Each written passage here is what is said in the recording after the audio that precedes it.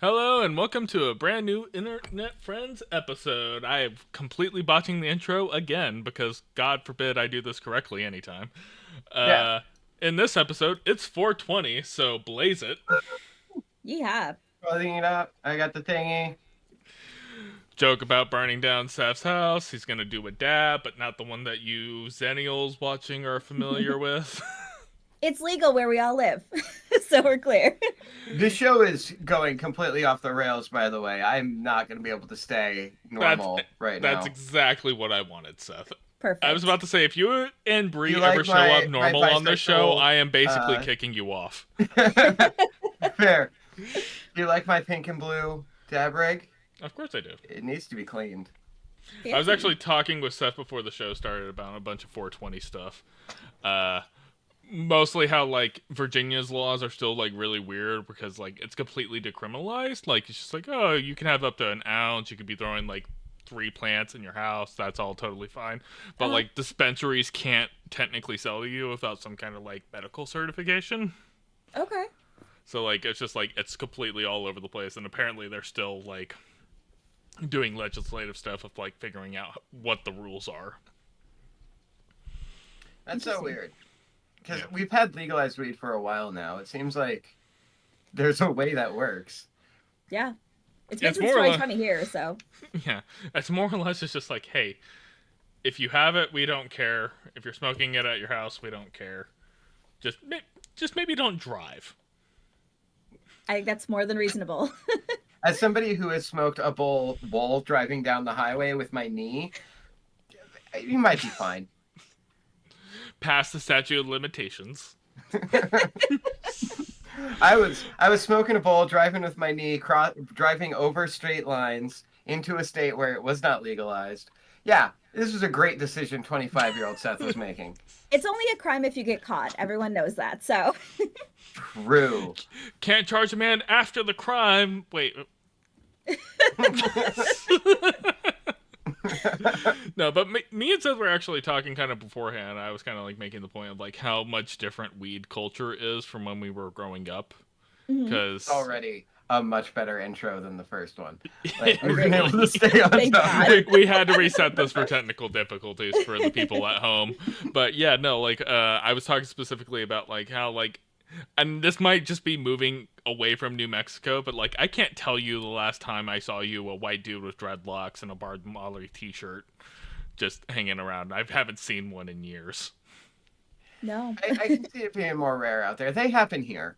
They happen here. Yeah, but you guys were the progenitors though. You guys were like, Yeah, it's true. you guys were That's the first true. ones there. We kicked that door in and said, "Smoke it." And then Balder just became an entire like smoking volcano, but instead of Yeah. volcanic ash, it was just weed smoke. It's Boulder, by the way. Okay, You said that's fine. You said Balder. Like Like Baldur's the game. Gate. Yeah. Hell yeah. Well, in fairness, like I'm not allowed to play another video game because if I try playing other video games, Emily's just like, "Why aren't you playing Baldur's Gate with me?" Aw. Cute. The downsides of married life.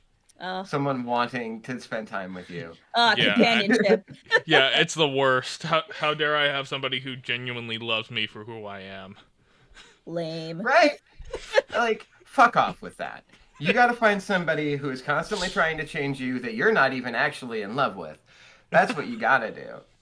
Yeah. You know, I That's did called that healthy. like almost like maybe like 12 years ago. Wasn't that great?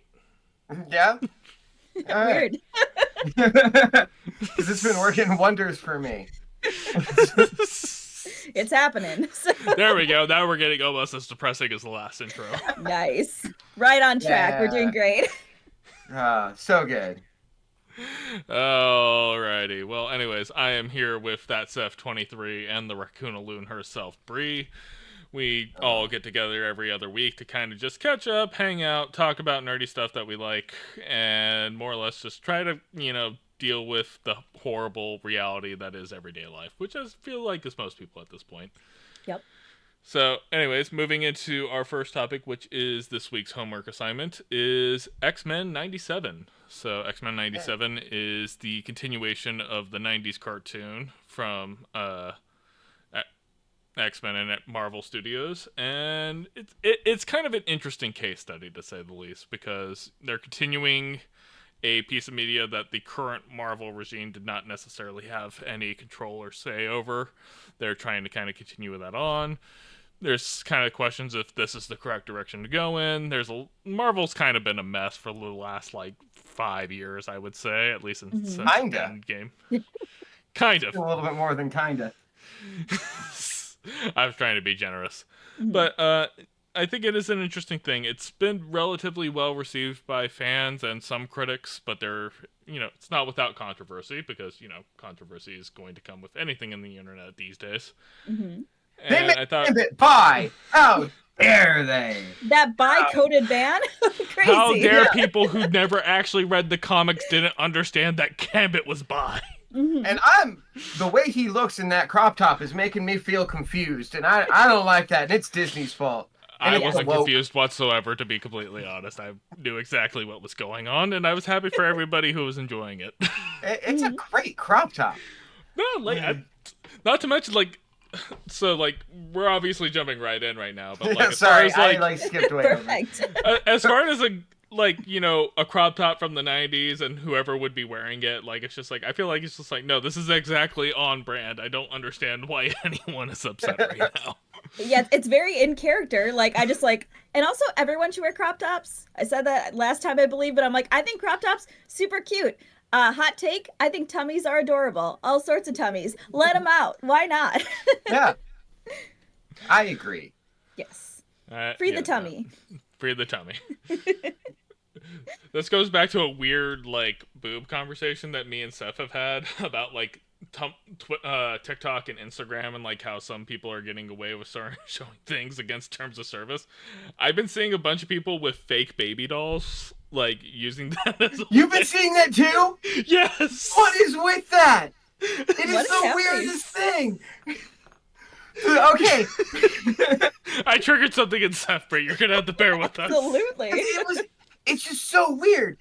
It'll come up on Explore, right? And it'll be surrounded by your normal things and a thirst trap, but it's a woman holding the most obvious baby doll you've ever seen. But sometimes it's the realest fucking thing, and you're like, is that a doll or is that an actual baby? And she is breastfeeding the doll.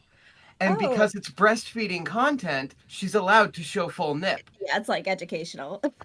Yeah, but it's a baby doll, and it's very sexual. It's weird. Yeah. These videos are so weird. That is so It's weird. one of those things, it's those things, there's been the advocation of, free the nipple on Instagram and stuff for a long time, which... Absolutely free the nipple. Yes. Yeah. But, it comes with it's now, the change in terms of service has been co-opted in a way for people who are still very much trying to sexualize the nipple to get away with showing nipple. And, it just... and then the addition of the baby thing. I'm being overtly sexual. I'm making breasts sexual in a way that they should not be thought of as sexual. You're staring at my breasts, being aroused by them while I'm pretending to feed a baby. That's weird. That's ucky. This is why breeding kinks are the one thing where I'm just I was saying all right. This is a specific fetish, clearly. So. we all need to kind of I feel like as the only one here with a breeding kink, this is still weird. This is still that's an assumption, Seth. It sure is, Seth.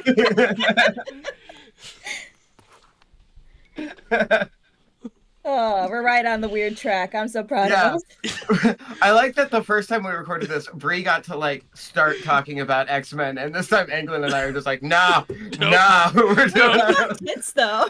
Yeah. It's look, we went from crop tops to titties. There's just, an obvious that was all you. Line. Look, I was thinking about Gambit's crop top, and then, my mind just went to places. And that happens to everybody, I feel. That's what Gambit does, so. Anyways. So, yeah. Going back to our original strategy for this show. Boobs, Brie, yeah. I would love to hear your thoughts on how you feel about X-Men 97. Sorry, did you say me? I will talk about it. Yes. So, X-Men. I I was a little concerned because like I watched the cartoon growing up, but like here and there, like not religiously by any means. Like I was like when I started 97, I was like, okay, do I need more context for this? And if anybody's wondering, you do not. This show's kind of batshit crazy, to be honest. Like I feel like it's got this like it is very of its time, and it's very much staying of its time in terms of like theming and transitions. Because like especially the last episode, episode 6, so much shit was happening. So I'm like, oh, there's like this demon guy, but also she's a goddess again. Also, her hair got long, and also this is happening over here. Like, you kind of just gotta ride the wave of it. But in general, I think it's really fucking good. And also the theme song and the opening that they kept almost identical to the original Still fucking slaps. slaps. That is an intro that I will never fucking skip. And it is, they updated it in such a great way while still maintaining like the feeling of the original. And I'm just like, this is how you do an adaptation. This is so phenomenal. But that's all I'm gonna say for now, outside of like Gambit being Gambit and wearing crop tops, upsetting everyone. I do want to talk about episode 5, but I that might be a bigger discussion, so Yeah. I'll give the floor to Seth. We'll get into that. Go. Yeah. So Seth, go ahead and give me your initial thoughts. So similar thing. I watched the show as a kid, but not super religiously. I liked it. Haven't seen it since I was a child. This I already knew. People had told me like you can just jump in. It's whatever. So I just did. Don't worry about it. I loved how well they were able to keep, like Brie said, the tone and feel of the '90s show. And it's like, oh yeah, it felt like slipping right back into it, even though I hadn't seen it since I was a child. One thing I did notice though is that since the animation at times is holding so tightly to the like look and feel of the '90s, when you would go into like the action sequences and these like beautiful moments that look like they're straight out of anime, it clashed a little. It made the other moments look cheaper, and I wish they had like done a little better with the animation and dialogue scenes. Other than that, it's great. It's really good. Like, I don't have anything else to say about it until we start like talking more in detail. Yeah.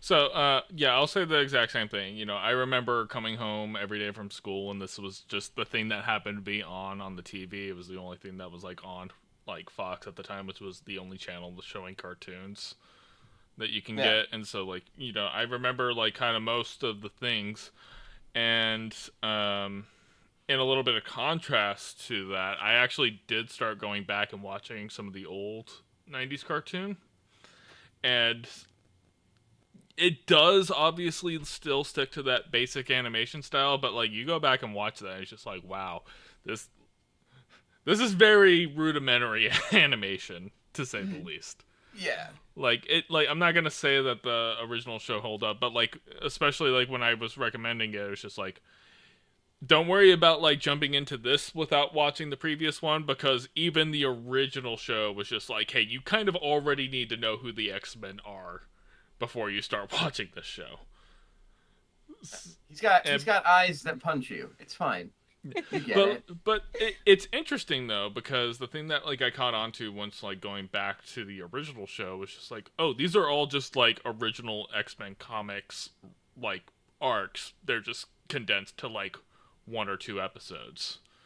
Whereas like I feel like we've gotten so used to like things being dragged out for such a long time, where it's just like, oh, they did like Days of Future Past in like 20 minutes as opposed to like reading 30 issues of comics. Yeah. They did Dark Phoenix in 3 issues instead of having to read 10 years of comics. Exactly. And that's kind of the thing. And so like I was actually really appreciative of it, because it gave me like a refresher on like X-Men lore going back to like the original '90s cartoon, because they do like the whole like, oh, the reason Rogue can fly and have super strength is because she took Miss Marvel's powers. Yeah. Like that's something that some people may not realize. Or like they do an entire kind of arc specifically like explaining, you know, like why is Wolverine like the way he is, and then they go over the Alpha Flight in Canada Weapon X stuff that he was going through. Like there are all of these arcs that they do, and it's like really the like first season is a little weird because they do an arc where they go to Genosha and get basically put into a labor camp, and then there's all these like old X-Men and X-Men villains like basically also working as laborers, and they're also in all of their original costumes, and you're just like, so wait, why is Sunfire and Mystique and all these people just like working in this labor camp, and they never explain it? Just deal with it. They're here now. Which is funny because they're actually almost using morph now in the same way, where it's just like, I was gonna Lady say, Deathstrike breaks into a room during a riot, and it's just like, where the fuck did Lady Deathstrike come from? And then it's like, oh, it's morph.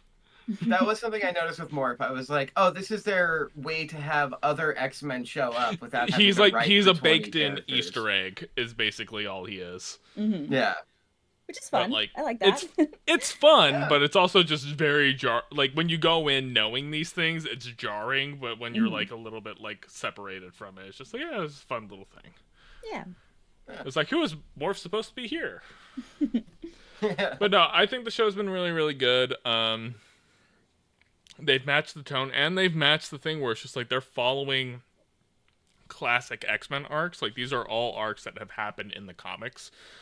And I feel like the reason why the original 90s cartoon was so,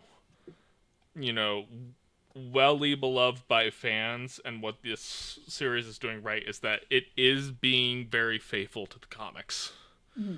Which is not something we've really had in a long time when it comes to adaptation. Just so weird. Because it's like Marvel used to be like praised. Like, they're doing that story. And then it would come out and everyone would be like, well, they kind of did that story. Sort of. Yeah. I mean, when you consider that, like, Civil War was one movie, and, like, they really condensed how impactful that arc was supposed to be. Yeah. But instead, they basically turned just like, holy shit, they introduced Spider-Man. Yep. But yeah, so no, I'm relatively happy. Obviously, as Brie kind of pointed out, it's not without its controversies, but I feel like most of the people who are upset about a lot of stuff can kind of just go get fucked for the most part. Yeah. Yeah. Like, being upset about Gambit wearing a crop top is not.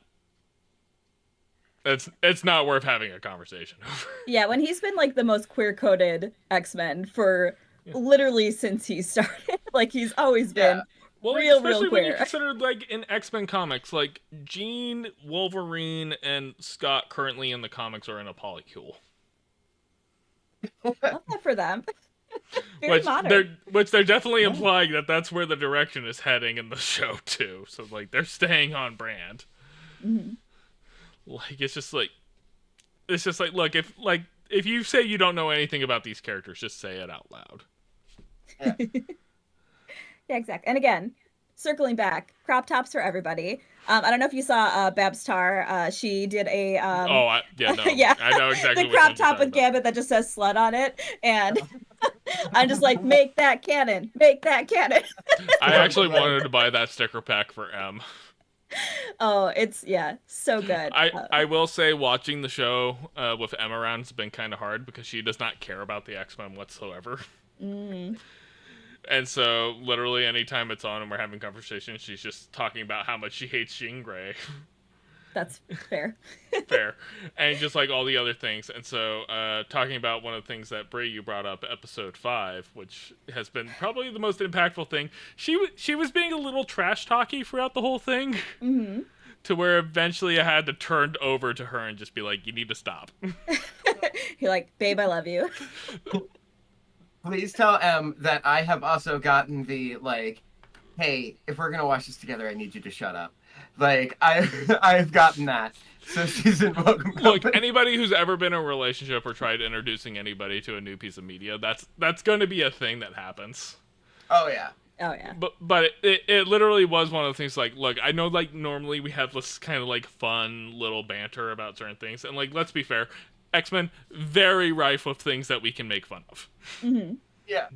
Like, as far as, like, Marvel properties, they've done a lot of dumb things.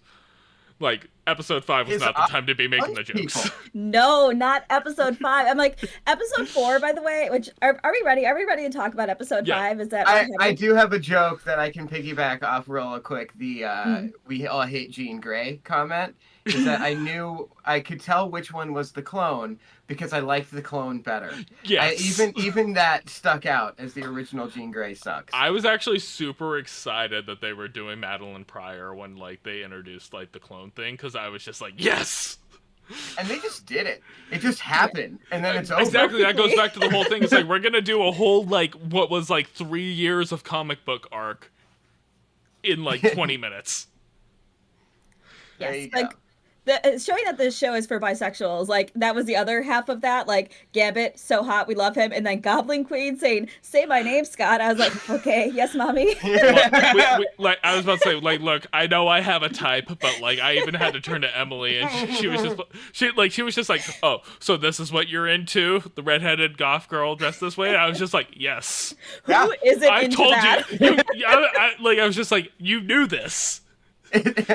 This was advertised. You were aware. Oh my goodness. But episode 5, heartbreaking. Episode 5. I will say, which I think it was so funny because I came home from work and my partner's like, "Hey, the new X-Men came out. You gotta watch it," and with no context. And I was like, "Oh boy, I just had a rough day at work. I can't wait to settle into this episode." Especially, And he was just, oh, honey. yeah, I think and good on him. He did not warn me of anything. Especially because we had just been talking about, like, I don't want to say I was disappointed in episode 4, but episode 4 was like the least impactful episode. Like, it almost felt like a filler episode to me. It was the video game one with Jubilee. Yeah. And it wasn't again, not a bad episode. It just not a lot happens. Like, it really doesn't do anything for the plot. It was just like, It was this fan villain. service. Anybody, Yes. it was basically made for the people who like remember playing the arcade game back in the day. Correct. Yes. Yeah. And That, like, that is specifically what that episode was for. yes, and I played that game. In fact, there's an arcade by me where, you don't have to put quarters in, so you can actually like sit there and play the whole thing, which I did last time I was there, which was so cool. But that nostalgia hits me for like 5 minutes, and I was like, I could have done without this episode, because episode 4 was such a light episode thematically. Hopping into episode 5, where it's just like, oh, haha, a little bit of political intrigue, a little bit of romance, a little bit of will they, won't they, and then fucking devastation. It was such a goddamn gut punch. I posted on my Instagram too. I was like, I sat in my chair right here and just sobbed for like probably 20 minutes because I was just like, what just happened? Were you just like, fuck you, Aaron? I was like, fuck you, everyone. Because I was like, my boy, Gambit. They massacred my boy. Well, and then the final line of "I can't feel you," and I'm just like, oh my yeah. god, that fucking destroyed me. I'm just like, I know, and my boyfriend's like, oh yeah, isn't that crazy? She can touch him for the first time and can't feel him. I'm like, I know. You're Yeah. sobbing and heartbroken, and he's like, "Isn't that crazy?" Isn't that funny? She'll, like, He's just twisting that knife, just like, yeah. So Brie had like basically the similar conversation that like basically me and Emily had, where she was like making jokes, and I was just like, not the time. like, I'm fucked up right now. I need a minute. I think Emily like specifically talked about it. It's just like, it's X-Men, like they kill people all the time. He'll be back. I was just like, we don't know that. Yeah. Yeah. This is its own universe. Yeah, I know. I've definitely seen some people online theorizing that like Cable's gonna do like time stream, like reset type stuff, which that's still a possibility. I'm not gonna rule it out. Sure. Yeah. I do appreciate that if that is what they're going to do, that they didn't take the next episode to do that. Correct. Yeah. Mm-hmm. That being said, the episode following up was like the most like, the fuck is this? Yes, it was all over the goddamn place, which was okay for me emotionally. You needed a palate cleanser. I really at that point. did. But I was just annoyed at the specifically in the most recent episode, where it's just kind of like, hi, the entire like setup for this entire show was the fact that like Charles Xavier is gone, and like we're now having to deal with like post roll. It's just like, oh, actually he's just out in space fucking his girlfriend. That's basically all that's happening. And I'm just like, God, like Charles Xavier is literally the king of the fuckboys, isn't he?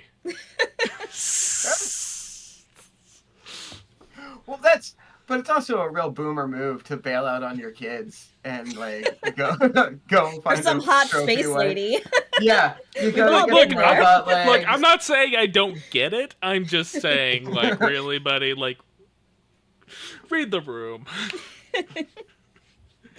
So yeah, that was kind of fun. But I am enjoying the fact that we are getting Cyclops' like radicalization arc, where he's becoming less Boy Scout and more like, hey, maybe fuck you guys. Yeah. I've been busting my ass my whole life to like, you know, My eyes punch people, and no one respects me. Mhm. yeah. That's So the maybe third I'm time just I've gonna made that joke, and at some point it's gonna be funny. I and promise. now I'm going to make my eyes punch people who deserve it, Yeah. which is all of you. Mhm. So yeah, any other final thoughts about X-Men at this point? When they were in the video game universe, why sometimes did it look like the normal universe, sometimes look like the arcade, but with the modern characters in it, and sometimes just look like the arcade game? Bad production planning. All right. Good. Great, great, great.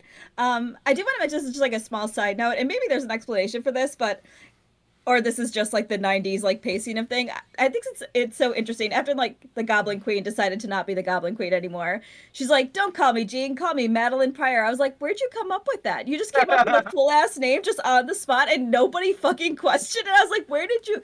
That's a specific name." You don't spend large percentages of your day thinking about like what you would change your name to? No, I already did it. Oh. How did she become Raccoonaloon? Fair. Yeah. I don't remember what the canon like reasoning behind the name change was, to be completely honest. She Kaiser Sosate it.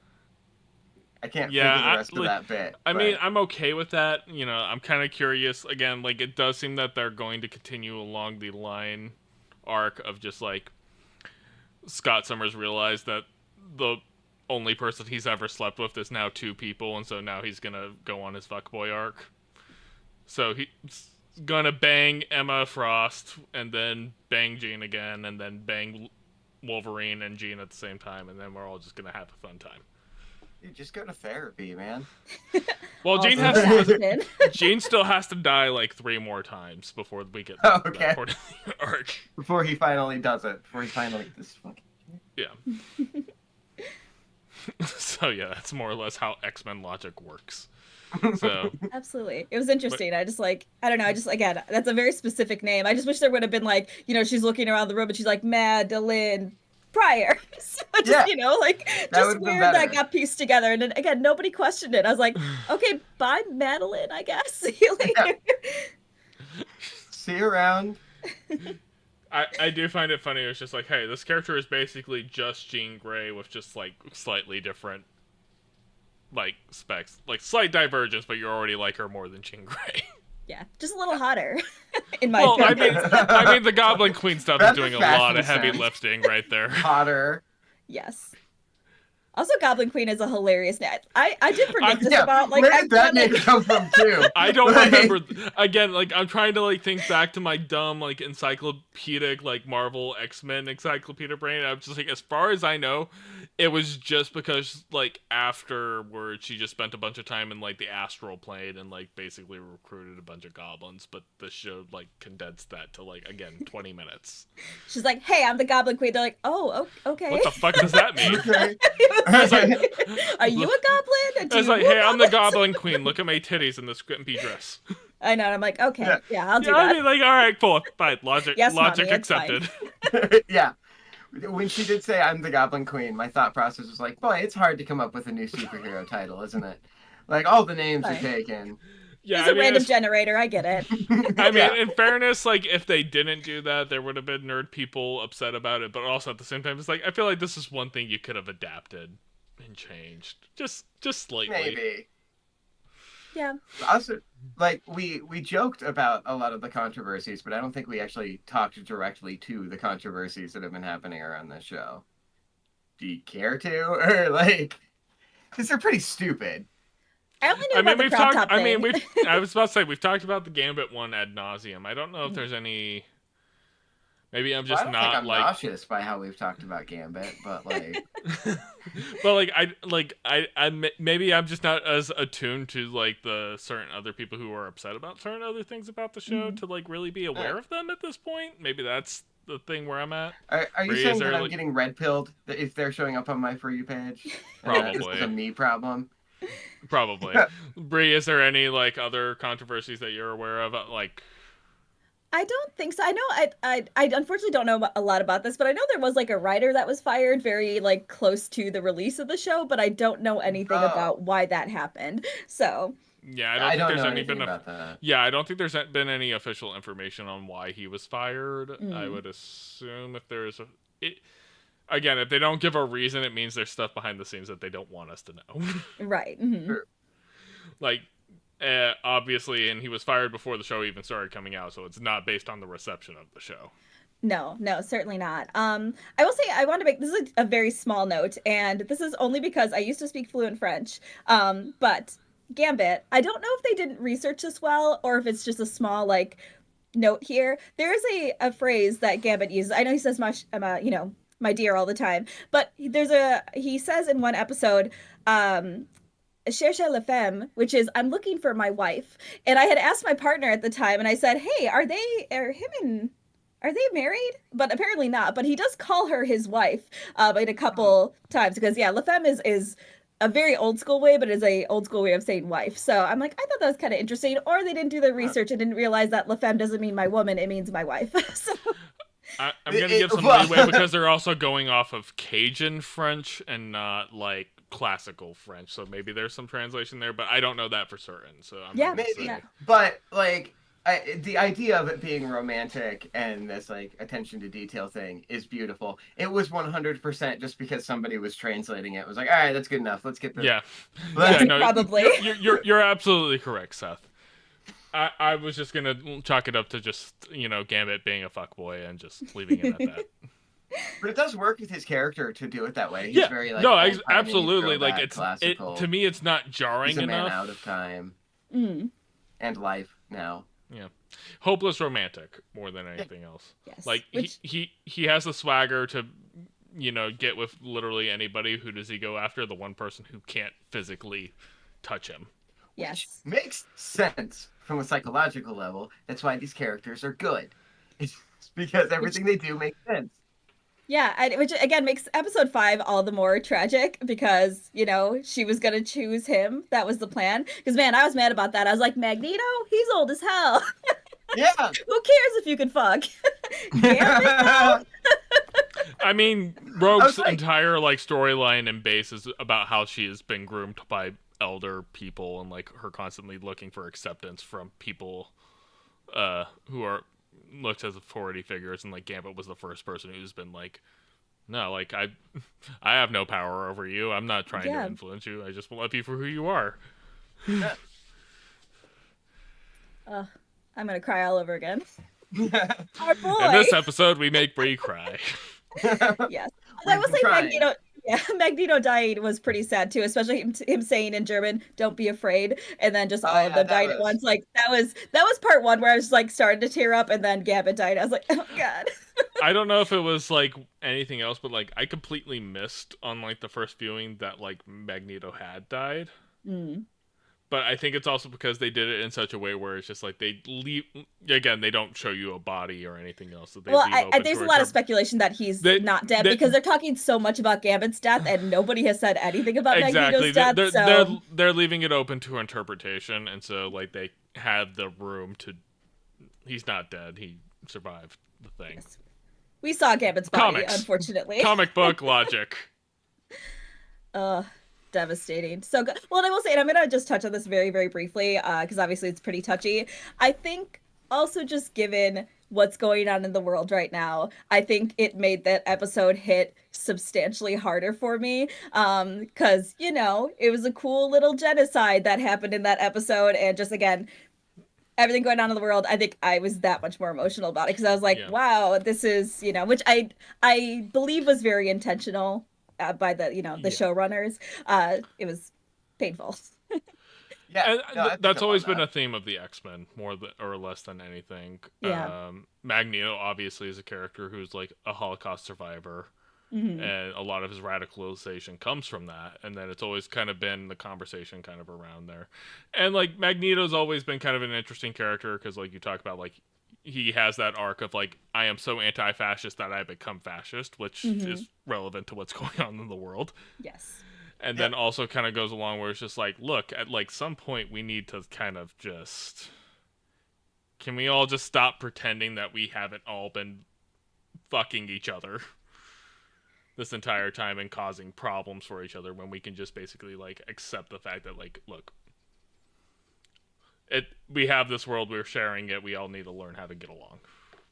But Oh, I've been absolutely. spending a lot on military budgets, and I gotta show that shit off, right? Really? Like, What did you just was do? that? Military budgets. Seth Military approves. budgets. You heard it here first. Where did that come from? What? Wait, I was about to say, was that from the soundboard that you were I messing know with I earlier? didn't click anything. If you're not watching the video of this, a big old thumbs up and a bubble just appeared on my screen. I think it was Brie's fault. I don't know what she did. Do not lot. We are not establishing a precedent where something is Bree's fault. We are not doing that stuff. Why did a thumbs up appear when I said military budgets? Military budgets! We need You those are gay. F-15 Raptors going and bombing places in the Middle East. That was weird. That was very funny timing. One last thing I wanted to mention really quick, just because I wrote this quote down, because this is very thematic. So it's just like when they mentioned making Magneto the leader of Genosha, someone said most other nations don't allow a terrorist to be their leader, and his response was, "Yet so many allow their leaders to be terrorists." And I was like, that was a banger line. Yeah, snaps. that was definitely banger line. I've definitely seen that one pop up on my social media a couple of times, and like it was a good line. Not subtle, but it's exactly true. Yeah. Yeah. And you know Sorry. that's the exact thing to go for, especially with Magneto as a character, because we've seen him have multiple arcs throughout, and like we're now supposed to be seeing him at his like, hey, I'm trying to kind of tamper down my more violent impulses and like be better. Maybe you guys could do the same. Just throwing it out there, guys. Maybe. Also, if you say no, I'm just gonna drop you.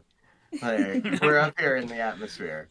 He's just like, I'm still being cool, and yet you guys are still sending giant fucking robots. By the way, if you guys ever do go back and watch the original 90s cartoon, the Sentinels are the stupidest fucking thing Yeah. they've ever created. It's like, hey, we need you to go round up these mutants that have registered with us, like, kind of thing. It's just like, oh, sure, we're just gonna send a 3-story tall fucking robot to just fucking pluck you out of your room in the middle of the night. Yeah. No one's gonna fucking notice that. No. That's a trend, though. I feel like I think we constantly spend a ton of military budget on giant things like that don't usually work. So I feel like It's would true. happen. Yeah.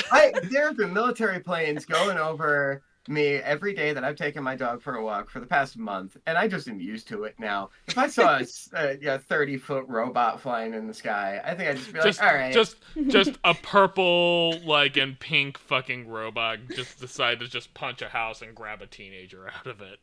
Yeah. You're like, yeah, you know, That's whatever. probably something to do with Epstein. Like, it's fine. I would not. Yeah, I'd be like, oh, I didn't know my neighbor was a mutant. Weird. Yeah. Anyways, Oh, okay. It's just like, oh yeah, that robot just decided to tear apart them all well, just to it's find Tuesday, one I guess. teenager hanging out in an arcade in the 90s. Okay, yeah, cool. So clearly we've discovered that mutant is my line where my allyship just ends. Right? As soon as there's a That's the line. mutation. You got powers. Hey, robots. Whatever. I got other shit. I got. Gotta pay my bills. I don't know what to tell you. Yeah. Oh goodness. All right. Well, Hey, I can get you an opening at my job if I tell them such and such is a robot or a mutant, whatever. What's Yeah, I I'm going to assume this has something with you like being on an iPhone. Maybe. Wait, hang on. I was about to say. Okay, never mind. I thought it was gonna be like you holding up a thumbs up, like triggers a thumbs up emoji. But yeah, that didn't. Why does? What is it? Is it just when you talk about military and like bigotry? I guess. It says yeah. It's like a lie detector test that no just tells us idea. how Seth really feels. This is so weird. I have That's I don't know hilarious. what I clipped more. All right, Yeah, I don't know. well, I'm not seeing anything that would like. Seth is trying to figure out why he loves mutants basically all dying and whatnot. We could talk about another mutant thing going on, which is the new Fallout show.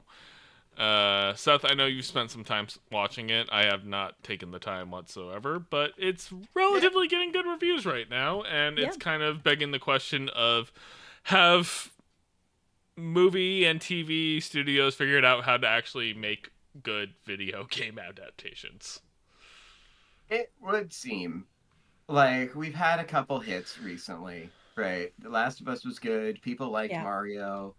I couldn't finish it. But like, this was fine. Like, I'm not really a fan of the Fallout series. Yeah. This was fine. But I see why people who like Fallout love this. So yeah, we've been having some hits recently, and it does kind of seem like Hollywood's figured out how to do this.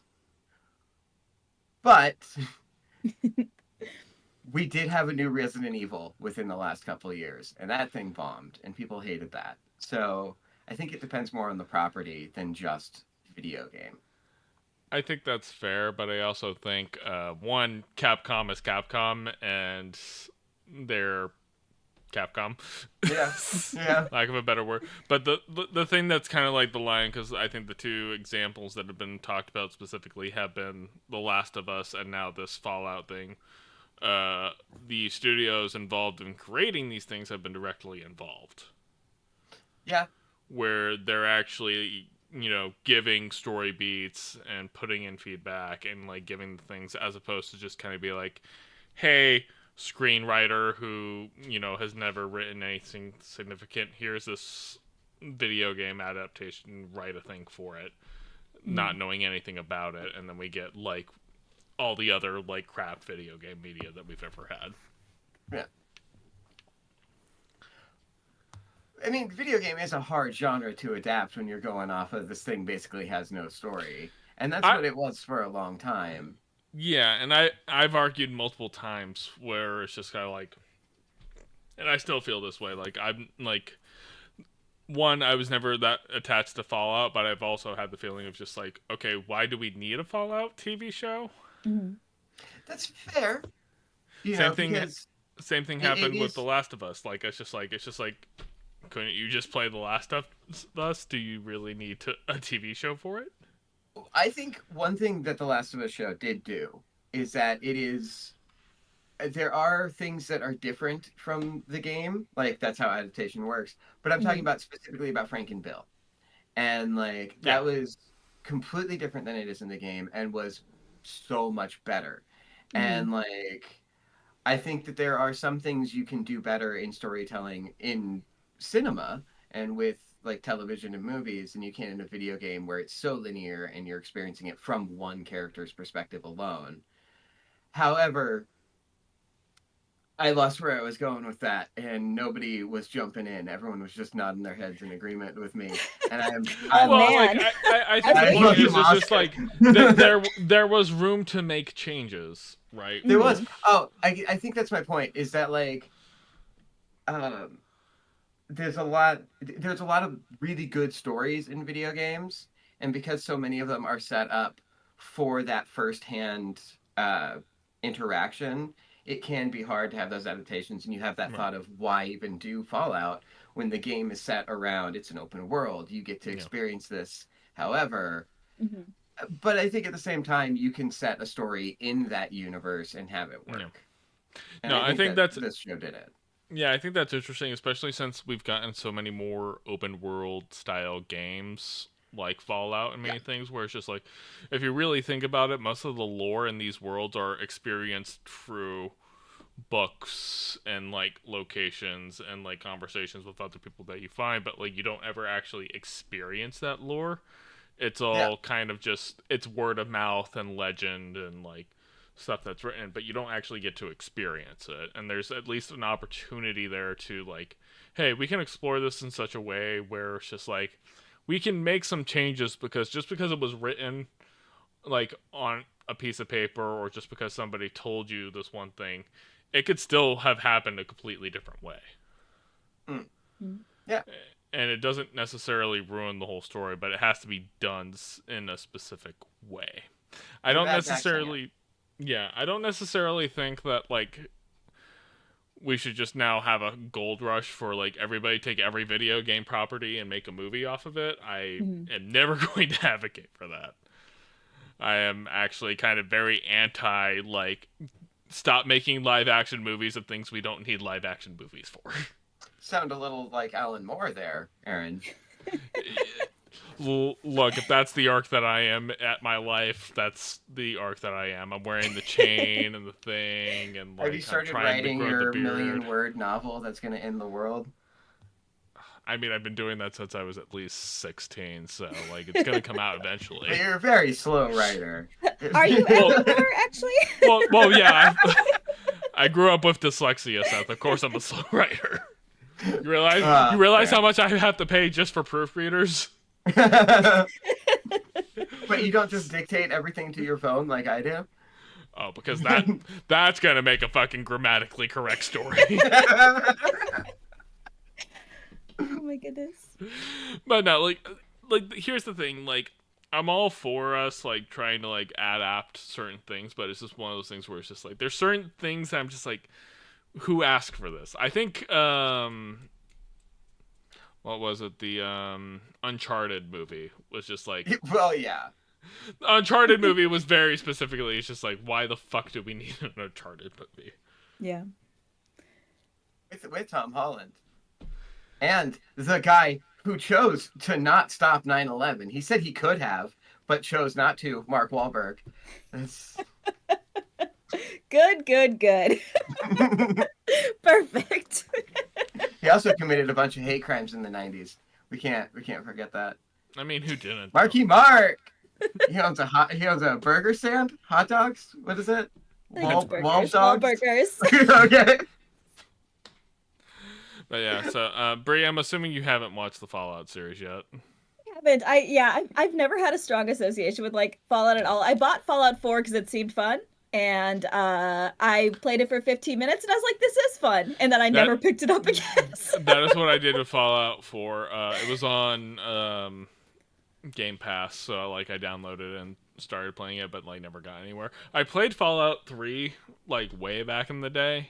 Mm-hmm. And like this was like at the stage where I was just like I was not built for open world sandbox type games, and like this is also in the time where it's just like you're gonna spend a lot of time doing absolutely nothing. Yes. Or and getting your dick kicked in by random shit. Yeah, or like you're just like walking in the middle of the road and just all of a sudden things start shooting at you, or like you get attacked by wolves, and like there's no progression to the story when you're doing those things, and so that kind of just turned me off from the genre. So like I don't have a strong like affiliation with Fallout, which is the main reason I haven't tried to like jump in and play it or watch the new Amazon show. Yeah, I might give it a shot. And honestly, I feel like both of you kind of covered this, but I'm like I don't really know what the change is in terms of like some of these video game adaptations have been good, and to me it sounds like it's just like I don't know. Yeah, they're in better hands, better production. I do think especially The Last of Us is like very interesting because depending on the timing of that could have gone very badly, especially just like post-pandemic as it were. I know most people, myself included, don't really like consuming that kind of media anymore because it's just we lived it and we're so good with that. So it's interesting that was as successful as it was, but I think it was also it was in good hands, really good casting. Pedro Pascal is red hot at the time, so it's just kind of like okay, like it was a perfect storm, and I don't know if they could recreate that. That kind of just might have been literally the exact right time. So That's fair. That actually jumps into a future topic, which I can skip over to right now. Me and Emily are talking about starting our own podcast separate from this, actually. And one of the things she wanted to talk about is she wanted us to listen to the full cast audiobook of World War Z. Mm. And rereading and re-experiencing that book after COVID, Yeah, completely fucking different experience. Mhm. I can see that. Especially that first third of the book, you're just sitting, it's just like, yeah, that happened. That happened. That happened. I read The Stand for the first time. Didn't know anything about it other than it was Stephen King's Apocalypse. I read it. It's a virus, by the way. February of 2020. Ooh. I was finishing the book as we were going into quarantine. So Oof. that was fun. Yeah. Mhm. So yeah, me and Emily are recording that podcast tomorrow, actually. So Nice. the plan is to have it alternate with that show, but that's a personal project we're working out. But yeah, like specifically talking about consuming that style of media at that sort of time, especially that we're like post-COVID. Yeah. Going back and looking at some of those like zombie and viral pandemic style like content, it's a lot differently than it does. used to. Because back then it was all just hypothetical. Yeah, Yeah. absolutely. That could never happen, which is why it was like fun to watch.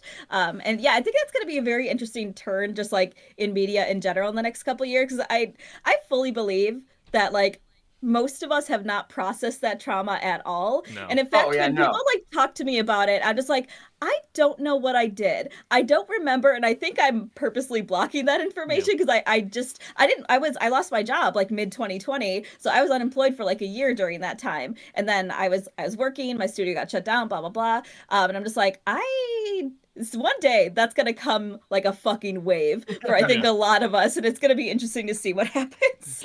Yeah, well, It's we're all also sitting in still a closet in your mind palace, and Yeah, someday well, you'll we're find the also key. But right we're now, also still suffering the consequences from it in a lot of different ways, economically, culturally, just in so many different facets that like we haven't really had time to process. And it was interesting because I remember when it was first going on, a lot of people were looking back at like the Spanish flu from like the 1920s that was happening.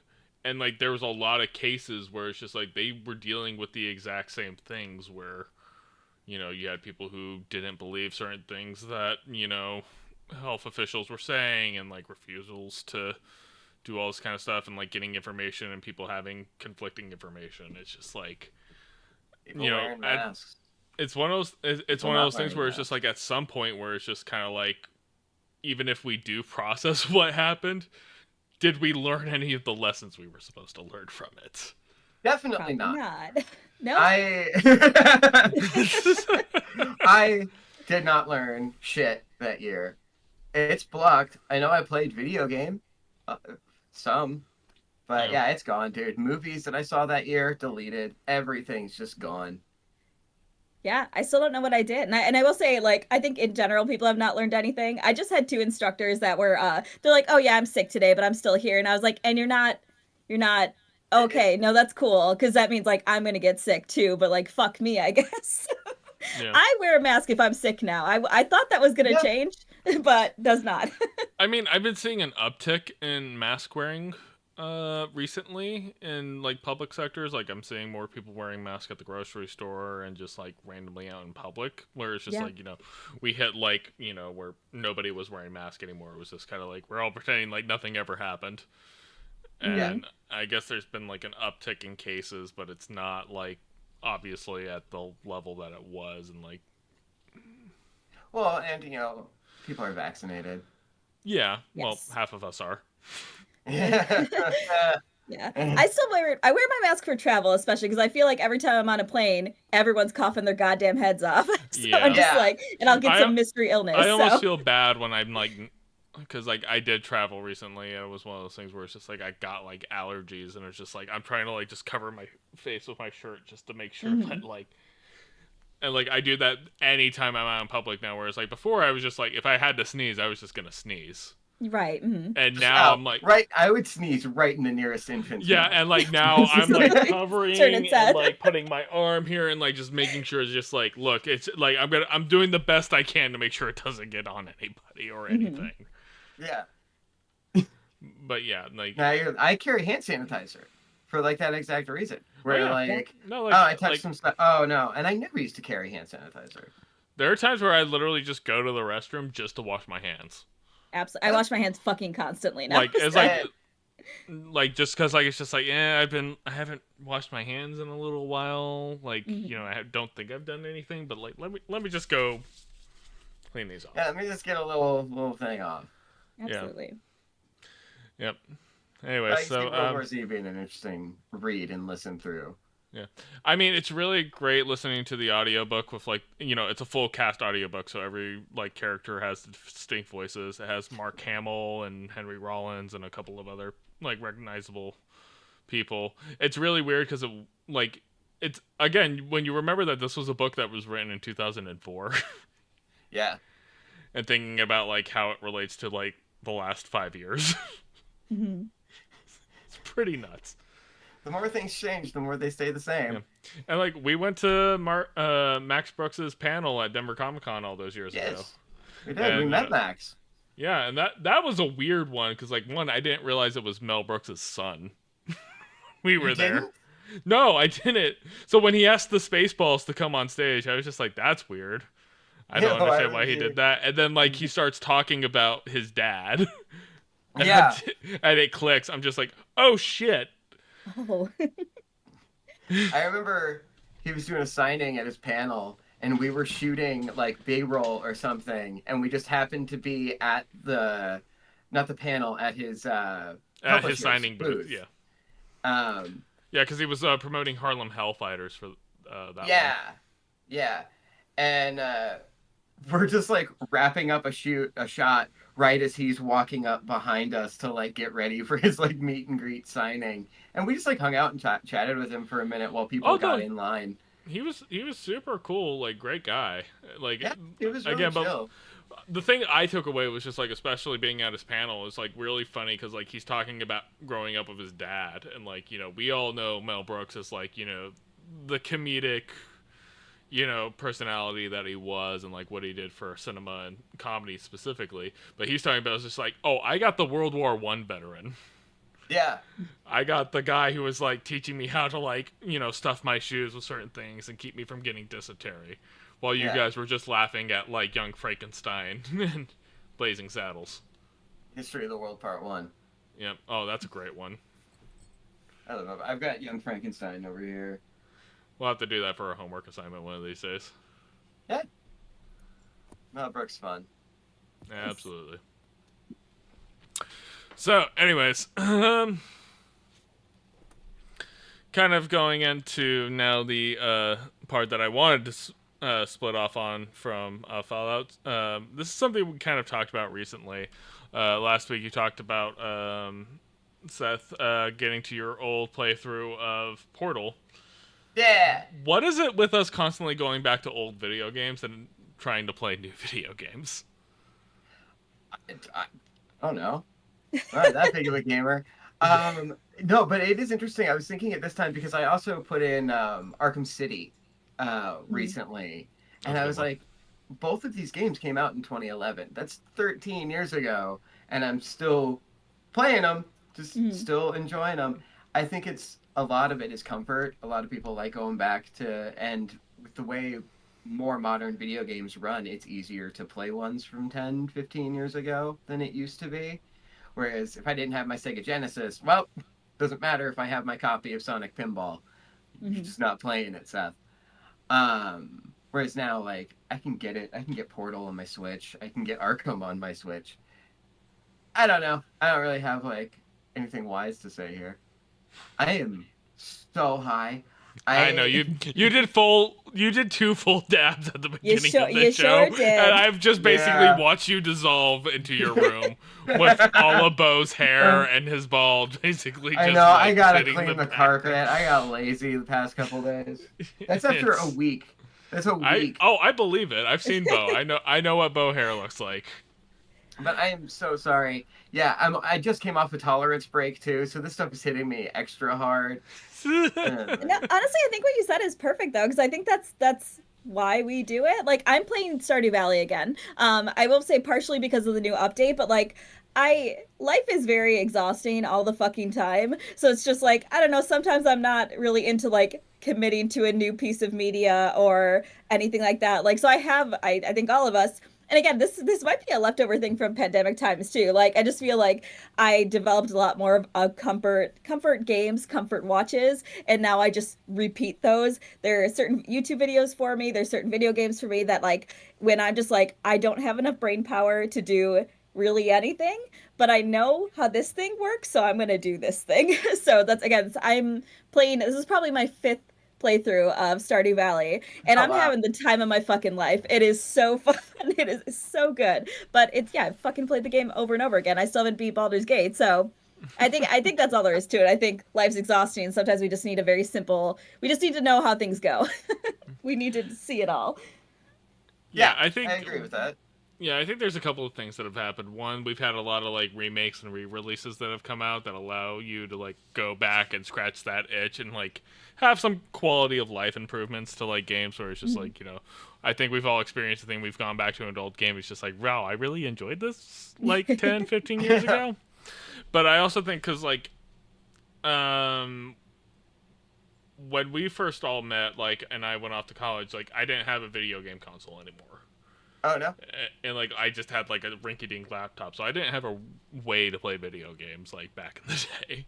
So like I missed out on like 10 years almost of video games before I got back into it. And by the time I got back into it, like they had changed so much to where it's just like there's too much shit going on.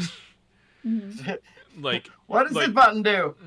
not even that, but like like the world of like loot boxes and microtransactions, where it's just like the transition from when like mobile You were came coming back in during a bad time. exactly like I came back in at a time where like the mobile game like transactional style of things were now bleeding into AAA titles, and I'm just like, why the fuck is this here?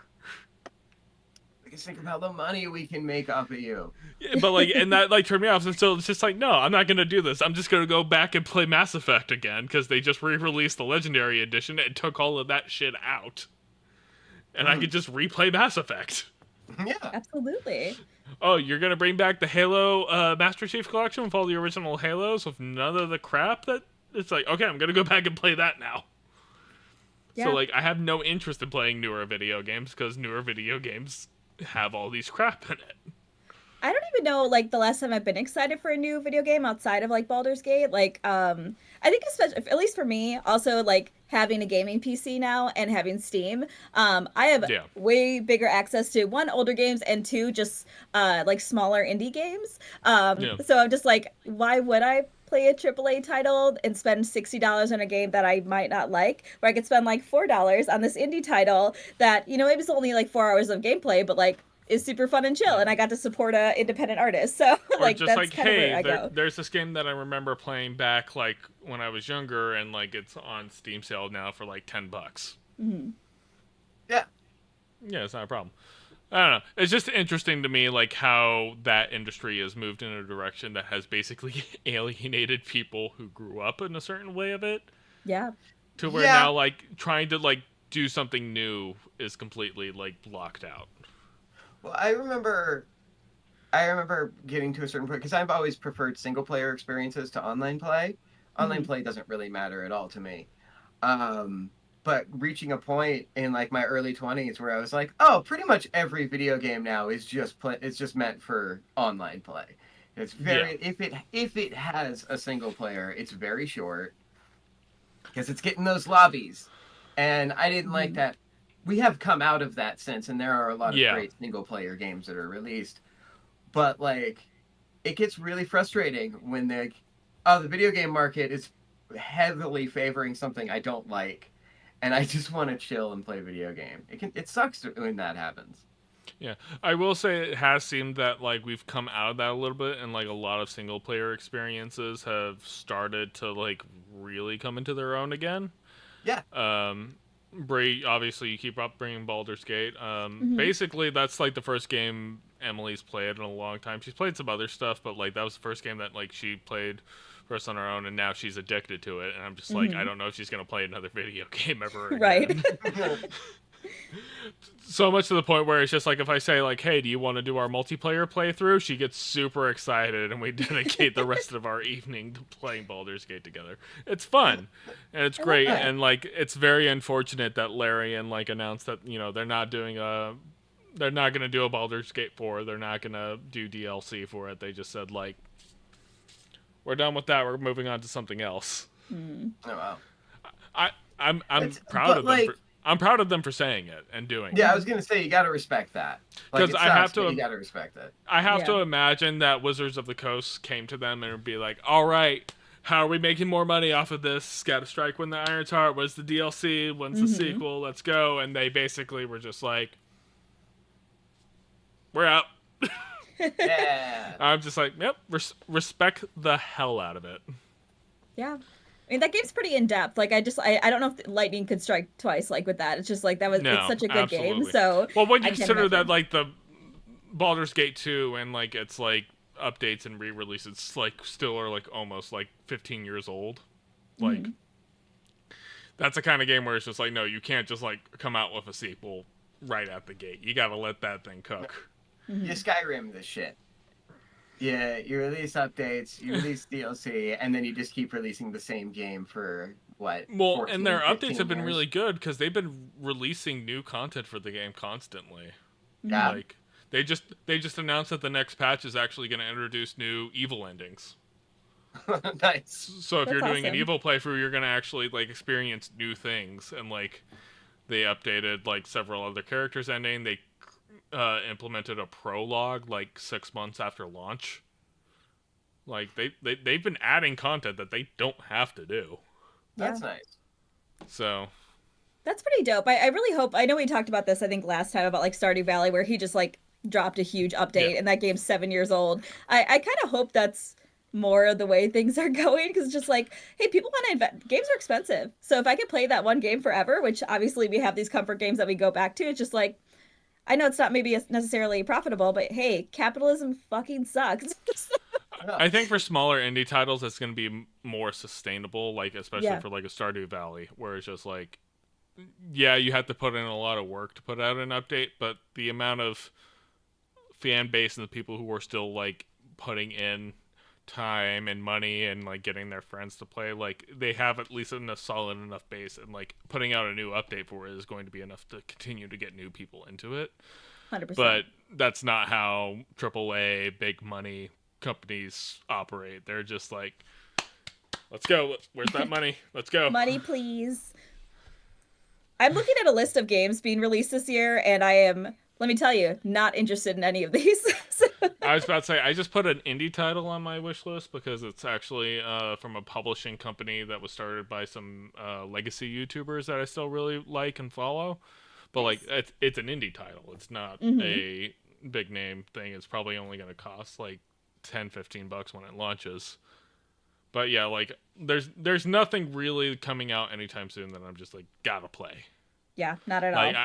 I'm basically gonna just be playing Baldur's Gate, and then like in probably a month I'll start my like next Mass Effect playthrough. Perfect. There's a spiritual successor to the BioShock series that's supposed to come out this year. It doesn't have a date yet, but Well, if we're going on That BioShock seems logic, we can expect at least 3 more years. yeah, probably. I mean, Infinite came out half baked, so I like Infinite. I would say I people hate that game so much, and I'm like, I remember it very fondly, but maybe I need to replay it. Maybe it wasn't good, but I liked I it. remember like a lot of people cosplaying as the characters from the game, as Elizabeth and Mhm. I whoever I the think fuck I was the think main story guy. wise it was very popular. I think there were like some weird things that like went on with it mechanically. I didn't play it. I was never a BioShock person. Oh, I that's love wild. BioShock. BioShock's great. I didn't play the second one, but I played the first one in Infinite, and I really liked it. So You're not Yeah, I missing think much. The yeah, second I one's think- just okay. Yeah, I think I am. I do have, I think, Infinite on my wish list just so I can get notifications when it's on sale, but I haven't pulled the trigger on it because, again, when am I gonna have time to play it? Fair. They are long games. Can be. Yeah. Well, not, honestly, that's going to be my homework. I'm going to play Bioshock Infinite because I've played it a long time, and I remember Hey, really liking it. I'm okay with that being the homework assignment if that's what your homework. It's not going to be. I already have something. Well, what is your homework assignment for this week, Brie? I mean, very fitting because we are talking about video games, but I am going to choose Arcane because neither of you have seen it. And hear me out. It's really fucking good. Way better than it has any right to be honest. And well, it's League of Legends, so anything that's good coming out of League of Legends is like a miracle. 110%. And also, yeah, you might already know this, but I've never played League of Legends. I never fucking will because I don't fucking hate myself. So my ex-girlfriend played League of Legends and tried to get me into it, and I was just like, this is probably where the road ends. That was the biggest red flag. That's not a sentence that's said very often. My girlfriend is trying to get me to play League of Legends. It's usually my toxic boyfriend's trying to get me to play League of Legends. So the question, who is the real incel? Who's to say? But yeah, Arcane season 1, because season 2 is going to be coming out in September. So we're going to do that. And also I'm going to include some additional viewing. There's a couple YouTube videos that kind of go into deep dives about like what's really important about this show, because the show is arguably pretty important once you get into it. It's rough. It's not fun in terms of like it's just sad. A lot of sad shit happens. Really fucking good though. So we're gonna go with Arcane, and I'm really excited to talk with you guys about it. Cool. All right. Cool. Well, I do remember watching a little bit of Arcane. It was another one of the shows that Emily was watching, and I was just like, yeah, watching in passing, but I definitely didn't sit down and like absorb all of it. But I have the basics down, but it'll be good to revisit. Yeah. And again, going back to our conversation about like video game shows like being good all of a sudden, that actually has come up a lot in the conversation, so we can piggyback off of that. Seth, what's your experience with League of Legends? None. It's on Netflix, Absolutely right? None. That's the way to go. Is it on Netflix? Yes. Mm-hmm. Okay, sorry. Yeah, I was about to say it. Okay. No, everything froze for a second, so I was like, "Oh shit!" I thought I lost you both. So, yeah, no, I just asked that if it was on Netflix. I remember it being on Netflix. It is. Yes, I believe it is still on Netflix, so should be good. I don't know how many episodes it is, to be honest. I think it's like. But no, to answer your question, my only experience with League of Legends is how many people have told me that only like nerds and dorks play it. Well, like the thing about it is like it was like the original free-to-play game back in the day. Oh, okay. I thought that like, was RuneScape. Well, yes. But like it was the first free-to-play game that started introducing the free-to-play mechanics. Okay. Yeah. All right. I thought it was much newer than that. Arcane has 100% on Rotten Tomatoes. That's fucking nuts. Yeah. Oh, wow. And 96 from audience. That is, I thought I was reading that wrong. That is very impressive. So, yeah.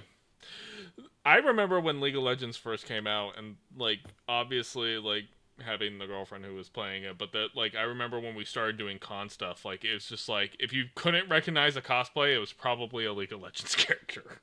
There's 8 billion. So. Yeah. All right, cool. Well, I'm looking forward to it. Anyways, thank you everybody for joining us for another episode of Inner Friends. Inner Friends. Inner Friends? Seth is the high one, not me. Yeah. Internet friends. But I've been able to stay speaking. It's gotten slurred at times, but I have stayed coherent. I at least have whiskey in front of me. I'm going to make that my excuse at least. Okay. Perfect. But you're the one who did a bong rip on camera, so like you can't prove anything. Well, thank you for joining us for another episode of Internet Friends. I am TCK Media Productions on most platforms. You can find that Seth23 on TikTok and Instagram, and you can find the Raccoon Loon on there Instagram still is as well. a TikTok. Sorry. Am I right, America?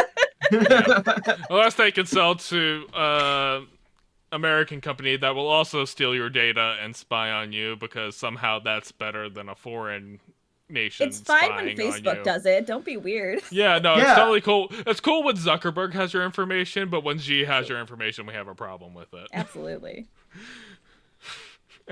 And there's you can do Raccoon. Bree's plugs again. Yeah, because I and then talked there's over the top Raccoon of them. Loon herself, Brie. You can find her over on Instagram and occasionally Twitch. I'm still trying to get her to play Baldur's Gate with me and Emily, but we don't have time because we're, in our Say, 30s. if I ever have free time, I I was totally about to, from now on, if I see your Discord says you're online, I'm just going to be like, get on Baldur's Gate. Assuming I'm not already asleep. Right, exactly. Very much possibly. Anyways, thank you guys so much. We'll see you guys next time.